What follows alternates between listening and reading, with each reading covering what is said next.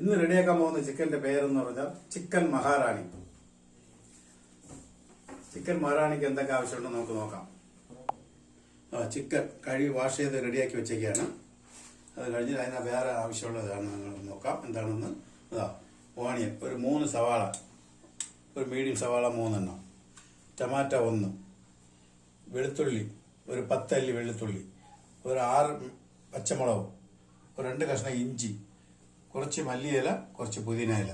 അത് കഴിഞ്ഞിട്ട് ബാദാം പരിപ്പ് 15 പീസ്, ഒരു 20 പീസ് അണ്ടിപ്പരിപ്പ്, പിന്നെ തൈര്, പകുതി നാരങ്ങ, മഞ്ഞപ്പൊടി, കുരുമുളക് പൊടി, മല്ലിപ്പൊടി, മുളക് പൊടി, ഗരം മസാല നമുക്ക് പിന്നെ ചേർക്കാം. ആദ്യം ചിക്കൻ മാരിനേറ്റ് ചെയ്ത് വെക്കാം.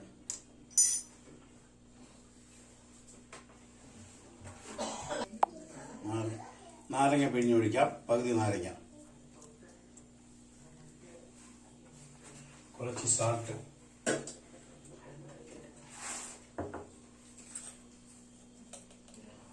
ഉപ്പ് ആവശ്യത്തിനാണ്, ടേസ്റ്റ് അനുസരിച്ച് ഉപ്പ് ഇടുക.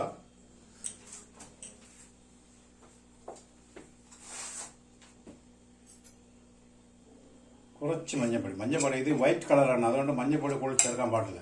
കുറച്ച് കുരുമുളക് പൊടി, പിന്നെ അത് കഴിഞ്ഞ് കുറച്ച് തൈരും കൂടെ ആഡ് ചെയ്യാം. ഒരു 2 സ്പൂൺ തൈര് എന്നിട്ട് നല്ലവണ്ണം മിക്സ് ചെയ്ത് മാരിനേറ്റ് ചെയ്ത് വെച്ച് കഴിഞ്ഞാൽ ഒരു 10 മിനിറ്റ് അങ്ങനെ ഇരിക്കട്ടെ.